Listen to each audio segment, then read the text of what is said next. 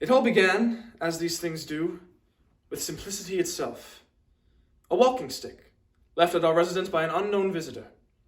However, the trail, like a labyrinth out of an ancient myth, led eventually to what my friend Sherlock Holmes describes as the greatest and most dangerous case in the history of his career. It ended with a kind of reckless triumph, and along the way it renewed my respect for the greatest man I have ever known. Oh, Dr. Watson, look at this cane. That man last night left it here by accident when you and Mr. Holmes were at the opera. Oh, it's so romantic leaving a stick like this by the fireside. Good morning, Watson. Morning, Holmes. Morning. Have you seen the cane yet, Mr. Holmes? I wonder who left it. Well, that's not a problem now, is it? The inscription says right here on the ferrule, to Dr. John Mortimer.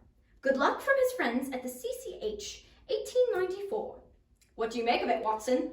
Well, applying your methods, Holmes, though I'm sure I can never equal them, I'd say that because the stick is scratched on the bottom, the man likes to take long walks and he lives in the country.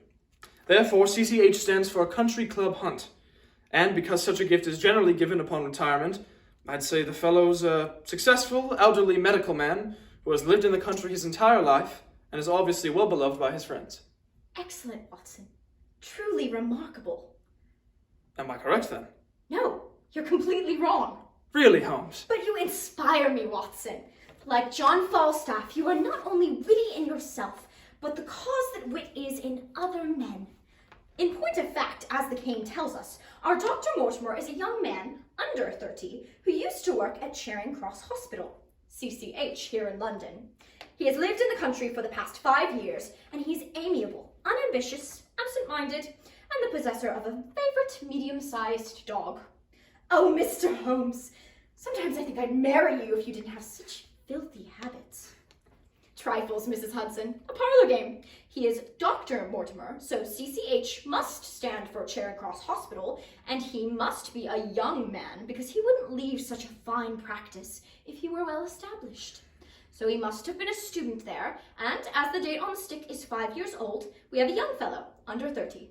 And the rest of it? The scratches on the cane confirm that he does indeed live in the country now, and it is my experience that only amiable men receive testimonials, only unambitious ones abandon London, and only absent-minded ones leave their sticks and not their visiting cards. Gore. And what about the dog? Look at the tooth marks. Being a heavy stick, the dog has held it tightly by the middle.